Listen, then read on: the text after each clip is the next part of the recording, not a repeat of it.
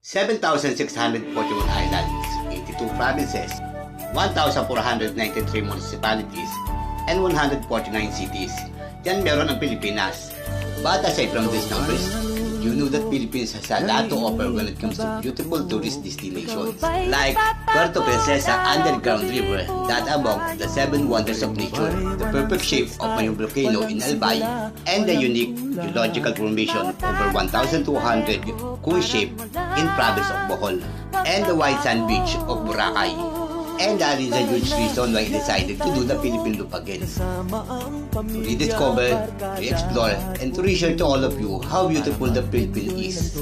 Use my bike, I will be travel our country again. So join me as I travel the breathtaking beauty of our country known as Pearl of the Orient, the Philippines. This is Kiko Kalakasan from Pasig City, and this is Philippine Loop.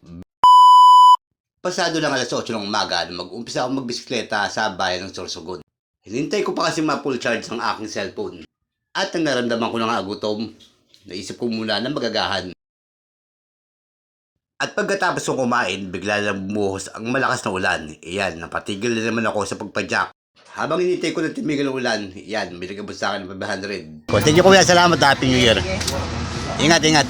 Malayo pa. Pag tila ng ulan, bumalik ako ng kalsada para ipagpatuloy ang aking pagpadyak. Good morning guys, nandito ako ngayon sa Barangay Timbay, Kasiguran, Sorsogon. And moment of truth, ngayon ko malaman ko talaga nasunog ba ng Mama Mary dito. Kasi may image dito ni Mama Mary na nakaharap sa may tabing dagat. Ayun. Nakabalita dati yun sa Facebook. Sa Facebook. Nasunog ka. Mama Mary. Tignan nyo naman ang view. Dito na nga ako dumaan sa Plaza Escudero para makita kong dagat at malaman na rin kung totoo bang nasunog ang estatwa dyan ni Mama Mary. Ilang saglit pa, natanong ko na ang estatwa na kumalat sa social media na nasunog daw noong buwan ng October. Kuya, nasunog ba talaga yan? Kailan? Tagal na, no? October pa. Yan, good morning guys. Nandito ako ngayon sa may Plaza Escudero, Kasiguran, Sorsogon, and nakita nyo sa likod ko ngayon yung kumalat sa Facebook na nasunog na image ni Mama Mary dito. Ayun, ngayon ano siya,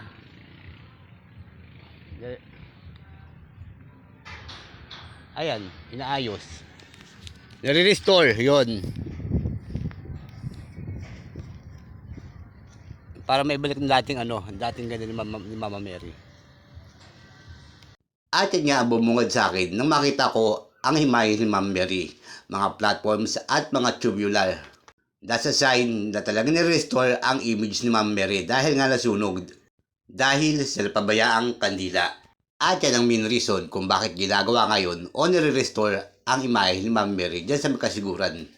Nadaanan ko rin ang 6,000 roses. Halos magkatabi lang naman kasi sila ng imahe ni Mama Mary.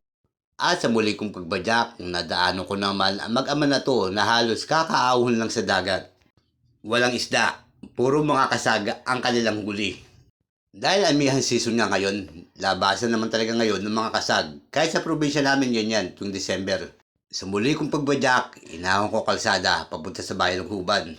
Medyo tukod nga lang kasi may kahihirapan ng kalsada dyan. Hanggang sa mabadaan nga ako sa arko ng Huban, lugar kung saan isinilang ang aking ama. Kaya marami akong apelido sa lugar na to kasi baluarte to ng aking lolo. Pero sa totoo lang, hindi ko kilala ang mga pinsan ko rito at ayaw ko rin naman kasi magpakilala. Huminto ako sa Kalambagong View Deck kung saan matatanaw ang malawak na taniman ng bakawan at mga bukuhan. At mini playground rin to para sa mga bata kung saan pwede sila maglaro at mag-chillax. At mas larang pwede sa mga young at heart na katulad ko. Going back to Honolulu just to get that Maui Wowie, Maui Wowie. Pagbalik ko ng kalsada, tinupad ko ang pangako ko sa sarili ko na dadaan ako ng tangke. Isang marating ko ang sentro ng Kabayanan kung saan makita nyo ang mga lumang bahay. Dito sa Huban, Sorsogon, kahit ganito ka tindi ang sikat ng araw, walang problema sa kanila kasi marami sila ditong paliguan ng mga ilog. Tulad na pupunta ako ngayon, tara samahan nyo ako. Duman ako sa makipot at palikul-kong kalsada. At nang may madaan ako tindahan, naisip ko muna na magkape. bago magpunta ng tangke. Nang maubos ang aking kape, dumiretso ako ng tangke. Sa halagang 30 pesos na entrance, aba, win-win ka na dito. Kung nature lover ka at mahilig sa ilog at sapa na katulad ko, I recommend to you this place. Rektang galing bukal, napakalinaw at napakalinis ng tubig. Wala kahit na anong klase ng basura. Kung palamigan lang ng tubig ang pag-usapan, nako, ang tubig rito akala mo hinagisan yelo. Mas malamig pa nga to kaysa Bayahay Falls. At sa sobrang lilaw nga nito, makikita mo talaga kung ano ang nasa ilalim ng tubig. At pag nagutom kayo, hindi nyo na kailangan lumabas pa kasi meron dito tindahan. Mga cottages na sa halagang 300 pesos lang pwede nyong okupahan. And if you don't know how to swim, worry no more because they have floating device. May mga salbabidan sila na sa halagang 50 pesos lang pwede nyong arkilahin. May videoke at 1 to sawang uluwalan kasama ang inyong tropa.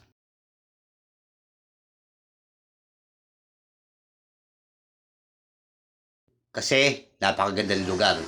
Inilibre na ako ni Kuya ng entrance dito sa tangke. Kuya, thank you ah. Pagtapos ko tumambay ng halos 5 oras, lumabas na rin ako at bumalik ng kalsada.